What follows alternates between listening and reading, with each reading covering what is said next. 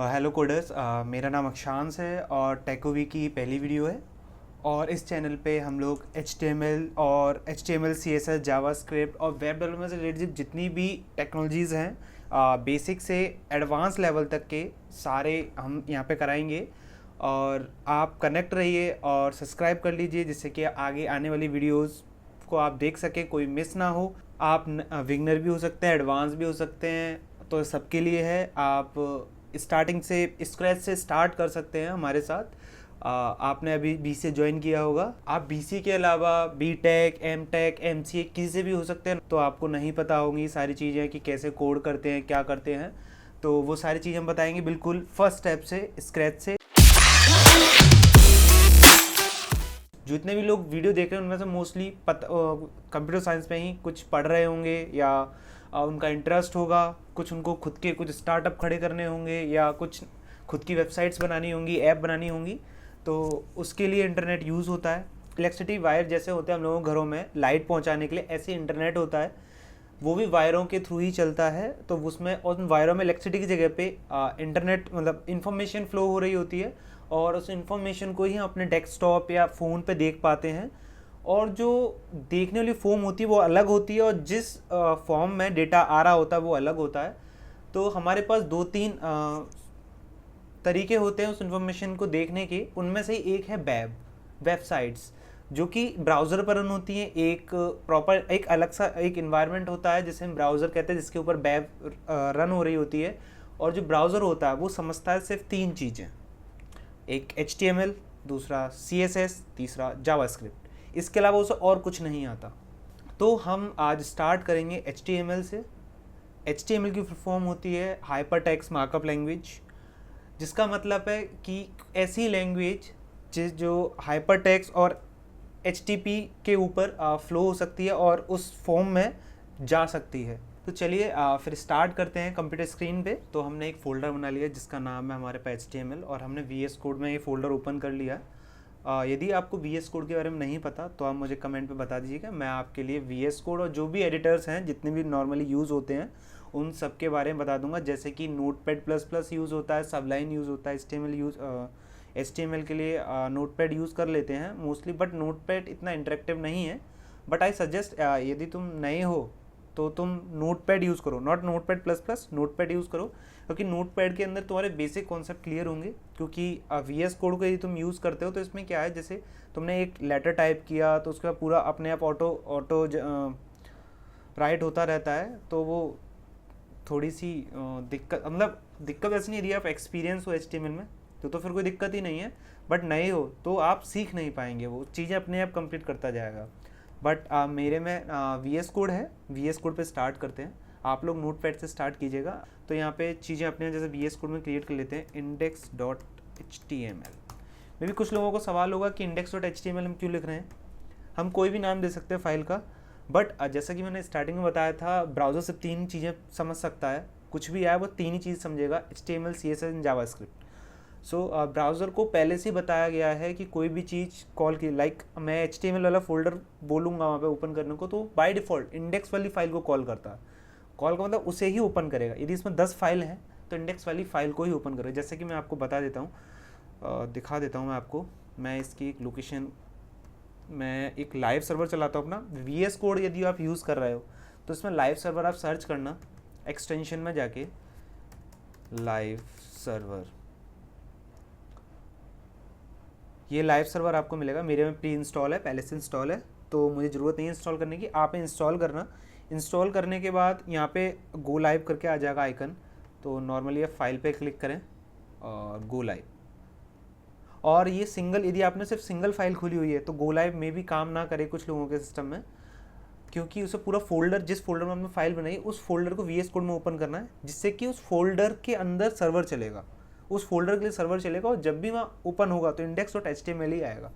जैसे कि आप देख पा रहे हैं ये index.html फाइल है। यदि मैं इसे हटा दूँ फिर भी सेम ही फाइल रहेगी, क्योंकि अभी मैंने सेम फाइल पर क्लिक करके चलाया है तो सर्वर, मतलब जो लाइव सर्वर है उस वाली फाइल को चलाएगा। अब जैसे कि इसके अंदर एक बॉयलर प्लेट होता है। बॉयलर प्लेट मतलब किसी भी चीज़ की एक स्टार्टिंग कोड और स्टार्टिंग टेम्पलेट जो कि ज़रूरी है, उसके बिना कुछ हो नहीं सकता, तो उसे हम बॉयलर प्लेट बोलते हैं। जैसे कि HTML की बॉयलर प्लेट होती है हमारी ये, इसमें हमारा आता है doc type. Doc type HTML second line है, HTML लैंग्वेज, इन सारी लाइनों के बारे में बताता हूँ आपको। और जो फर्स्ट लाइन है HTML डॉक टाइप जो HTML एक्सक्लेमेटरी मार्क के साथ, इसका मतलब होता है हमारे HTML में बहुत सारे वर्जन्स हैं, ठीक है, बट जो लेटेस्ट वर्जन है वो HTML5 का है। HTML5 के अंदर बहुत सारी चीज़ें नई आई थी, जैसे कि video tag, aside, footer, section, इन सब के लिए पहले से ही टैग आ गए थे। पहले हमें प्रॉपर डिव के थ्रू बनाने पड़ते थे, बट अब नहीं बनाने पड़ते। और साथ में कुछ चीज़ों को हटा दिया गया HTML5 से, जैसे सेंटर एक एलिमेंट हुआ करता था, अब उसे हटा दिया गया। अब सेंटर करने के लिए हम सीधे CSS यूज़ करते हैं। ये बाद में देखेंगे इस चीज़ को। फिलहाल हम इसको देखते हैं। फर्स्ट लाइन हमारी जो है वो डॉक टाइप HTML, इसका मतलब होता है हम इसमें HTML5 यूज़ कर रहे हैं, ये से डिफाइन कर रहा है कि ये HTML5 ही यूज़ करे, ठीक है। सेकंड लाइन है हमारे HTML टैग, ये होता है एक्चुअल हमारा एक स्ट्रक्चर HTML को क्रिएट करने का। HTML के अंदर यदि कोई टैग ओपन हो रहा है तो क्लोज भी होगा, और अभी आगे मैं बताऊंगा कि क्लोज नहीं होगा। कुछ टैग्स ऐसे होते हैं जो क्लोजिंग की जरूरत नहीं पड़ती, वो सिर्फ सिंगल एलिमेंट पर काम करते हैं, उनको क्लोजिंग टैग की जरूरत नहीं होती, जैसे कि इमेज टैग, इनपुट टैग, इनको क्लोजिंग टैग की जरूरत नहीं पड़ती, आगे बताएंगे। वैसे ही इसमें जो HTML टैग है हमारा, ये एक्चुअल HTML बताता है कि ये HTML डॉक्यूमेंट है। अब इसके अंदर जो भी लिखा जाएगा वो HTML डॉक्यूमेंट होगा। तो और इसके अंदर ये लैंग्वेज EN लिखा हुआ है, इसका मतलब ब्राउज़र को ये बता रहा है कि इसमें जो लैंग्वेज लिखी जा रही है, नॉट दिस लैंग्वेज, जो ये कंटेंट है, जैसे कि इसके अंदर मैं अपना नाम लिख दूँ, ये जो नाम होगा ये इंग्लिश में होगा। ये अभी आपको नहीं समझ में आएगा एक्चुअल कि ये क्या काम करेगा, इतना अभी नहीं लगाओगे तब भी चलेगा, बट एक आप बड़ी वेबसाइट बनाने जा रहे हो जिसमें मल्टी लैंग्वेज फीचर है, वहाँ पे काम करता है। दूसरा, ये हमारे ब्राउज़र को और सर्च इंजन को इन्फॉर्म करता है कि ये जो डॉक्यूमेंट है, वेबसाइट है, ये इंग्लिश में बनी हुई है। थर्ड लाइन में हमारा हेड किसी भी डॉक्यूमेंट का मेटा इन्फॉर्मेशन कंटेन करता है, और जितनी भी रिक्वायर्ड इन्फॉर्मेशन होती है वो कंटेन करता है। जैसे कि हमारे इसके अंदर कैरेक्टर किस तरह के यूज़ हो रहे हैं, हेड के अंदर मेटा टैग यूज़ करते हैं हम, और मेटा टैग जो पहला वाला है, फर्स्ट वाला मेटा टैग, उसमें UTF-8, मतलब हम जो कैरेक्टर सेट है हमारा वो UTF-8 कैरेक्टर सेट यूज़ करेंगे, ठीक है।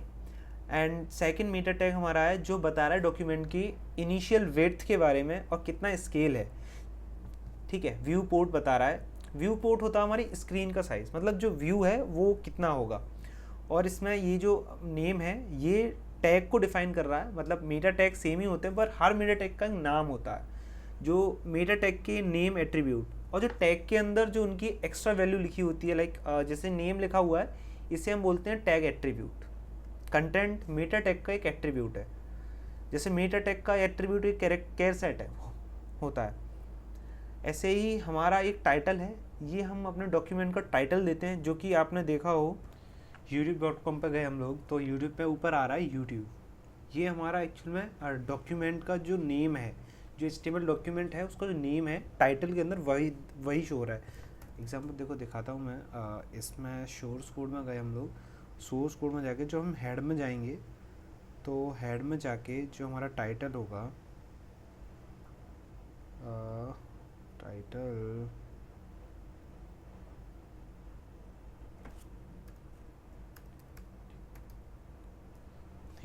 टाइटल, ये मेरा टाइटल जो है वो यूट्यूब आ रहा है। यदि मैं इसे चेंज कर दूँ यहाँ से अक्षांश हो गया, सेम इसी तरह से जो हम अपना डॉक्यूमेंट बनाने वाले हैं उसका टाइटल रखते हैं हम टैकोवी,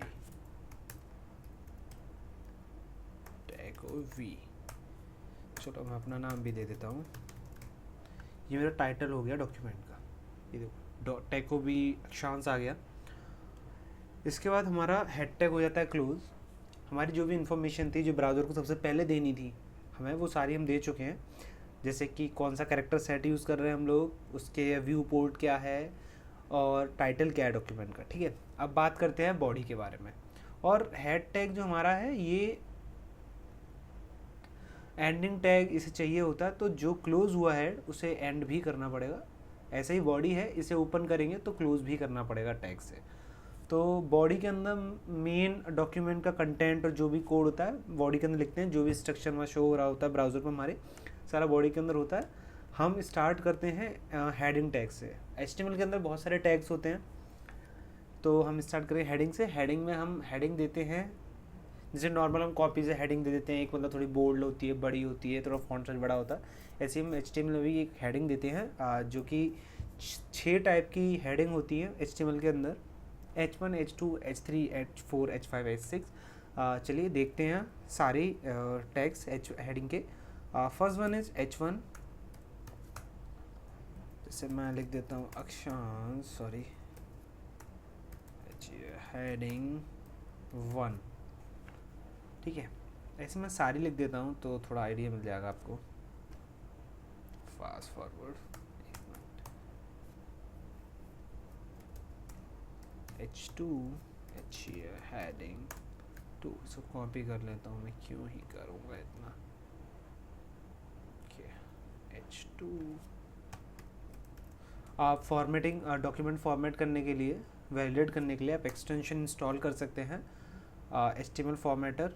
आप सिंपली VS कोड यूज़ कर रहे हो तो सिंपली जाओ और वहाँ पे सर्च करो और आपको मिल जाएगा। देखिए यहाँ जाइए, जैसे कि अभी लाइव सर्वर के बारे में बताया था, ऐसे ही यहाँ सर्च करो HTML फॉर्मेटर। ये इतने सारे आ गए, मैंने पूरा डाला भी नहीं, ये फॉर्मेट डालेंगे, ये हम इंस्टॉल कर सकते हैं। मेरे में भी ये इंस्टॉल है, फॉर्मेट HTML इन PHP और HTML फॉर्मेटर। ये वाली भी अच्छी एक्सटेंशन है, कोड फॉर्मेटर। तो आप यहाँ से कोड फॉर्मेट कर सकते हैं। ये आसान होता है थोड़ा सा, मतलब नॉर्मल एक लाइन करेंगे आप, सीधे Alt+Shift+F दबाइए, पूरा डॉक्यूमेंट फॉर्मेट हो जाएगा। चलिए देखते हैं, जो हमारा ये है सारी हेडिंग टैग ये बन गए हैं। H1 सबसे बड़ी होती है, H6 सबसे छोटी होती है, ठीक है। एक मिनट, इसमें नंबर नहीं दिए थे तो मैं भी कंफ्यूजन हो सकती है, और ये डॉक्यूमेंट है मैं आपको प्रोवाइड करा दूंगा, ठीक है। ऊपर कमेंट लिख देते हैं हेडिंग टैग्स, ठीक है। हेडिंग टैग के बाद हमारा आता है अब P tag. P tag basically काम करता है हमारा पैराग्राफ की तरह, जैसे कि किसी वेबसाइट के अंदर आपने देखा हो बहुत सारा पैराग्राफ कंटेंट लिखा हुआ है। एग्जाम्पल हम फिर से एग्जाम्पल दे लेते हैं GLA यूनिवर्सिटी का। हम यहाँ जाएंगे, एक मिनट, सॉरी गलती से प्लेसमेंट रिकॉर्ड ओपन होगा जो कि अच्छा है ही नहीं। हम अबाउट के अंदर जाते हैं, ये जो हमारा पैराग्राफ है ये P टैग के अंदर लिखा गया होगा, ठीक है। तो ये जो पैराग्राफ है ये हम P टैग के अंदर लिखते हैं, जैसे कि मैंने P टैग लिखा। और HTML के अंदर 2 टाइप के टैग होते हैं, एक होते हैं इनलाइन, एक होते हैं ब्लॉक। तो जो हमारा P टैग है ये ब्लॉक है, हेडिंग टैग्स जितने भी सारे ब्लॉक हैं। अब सोच रहे होंगे ब्लॉक और इनलाइन में क्या डिफरेंस होता है, ये बता दूं। ब्लॉक लेवल जो एलिमेंट्स होते हैं, टैग होते हैं HTML के अंदर, वो क्या करते हैं कि एक बार हम उन्हें लिख देते हैं तो उसके बाद जो नेक्स्ट टैग लिखा जाएगा वो नेक्स्ट लाइन से ही स्टार्ट होगा। कोड वाले पार्ट पर नहीं, कोड में तो हम कहीं भी लिख सकते हैं। जैसे कि मैंने P टैग अब लिखा है तो जो नेक्स्ट P टैग होगा अब, ठीक है, वो P टैग अब वो नेक्स्ट लाइन में ही आएगा। सेम जस्ट जो कृष्णा लिखा है इसके पीछे नहीं आएगा। ये देखिए, ये देखिए यहाँ पे लाइन ख़त्म थी, स्पेस था अभी भी ना, बट स्टिल ये नेक्स्ट लाइन में शिफ्ट हो गया। तो नेक्स्ट लाइन में शिफ्ट हो जाता है, ये होता है ब्लॉक लेवल। और यदि मैं इनलाइन अभी यूज़ करूँ, इनलाइन जैसे कि एक स्पैन टैग होता है इनलाइन, मैं ये कुछ भी लिखता हूँ, ये मेरा P टैग है, इसके बाद अब मैं P टैग लिखूँगा इनलाइन। इनलाइन के बाद एक मिनट,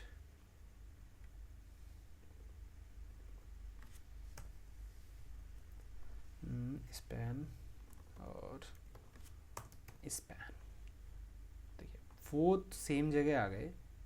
जबकि हमारे ब्लॉक लेवल जो होते हैं वो क्या करते हैं, नेक्स्ट लाइन से ही स्टार्ट होंगे और जो भी नया एलिमेंट आएगा उसे भी नेक्स्ट लाइन से ही स्टार्ट करेंगे, ठीक है। ये देखो इनलाइन मैंने टैग बनाए थे स्पैन, दोनों एक साथ स्टार्ट हो गया, बट पैराग्राफ यहाँ पे जब था हमारा तो नेक्स्ट लाइन से स्टार्ट हो रहा था, और ये पैराग्राफ नेक्स्ट लाइन से ही स्टार्ट हो रहा है, जस्ट उसके पीछे से स्टार्ट नहीं हो रहा, ठीक है। अब हम बात करते हैं BR टैग की। B R tag basically use होता है ब्रेक करने के लिए। ब्रेक जैसे कि हम यदि इस पैराग्राफ के अंदर, जैसे ये पैराग्राफ है, ये हमें लगता है कि नहीं ये इसके बाद नेक्स्ट लाइन में शिफ्ट हो जाना था, ठीक है, तो हम यहाँ यूज़ करेंगे B R tag. B R tag break कर देता है कहीं से भी किसी भी लाइन को, और ब्रेक का मीन है कि जो आने वाला टेक्स्ट है वो नेक्स्ट लाइन से ही आएगा। देखिए ये मैंने एंड पे लगाया बी आर, ये नेक्स्ट लाइन में शिफ्ट कर दिया उसने, ठीक है। ऐसे ही अब नेक्स्ट टैग है हमारा H R. H R tag काफ़ी यूज़ होता है सेक्शंस बनाने के लिए या पार्टीशन या डिवाइडर देने के लिए। तो एच आर टैग क्या करता है, हॉरिजॉन्टल एक रो क्रिएट करता है, जो कि इसका पूरा नाम है H R tag horizontal row. तो एक रो क्रिएट करता है, ये बन गई हमारी सीधी लाइन, और ये हॉरिजॉन्टली है, हॉरिजॉन्टल पार्टीशन इसने दे दिया, तो हमारा एच आर टैग काम करता है। आज के लिए इतना ही। नेक्स्ट वीडियो में देखेंगे form, table and list, and order, unorder list and many more other tags. तो thank you for watching this video. यदि आप बिगनर नहीं है तो आपको बहुत बोरिंग लग रही होगी वीडियो, बट बहुत सारे लोग बिगनर हैं तो उनको भी साथ लेके चलना पड़ेगा। आगे और भी एडवांस लेवल की चीज़ें कराएंगे धीरे धीरे।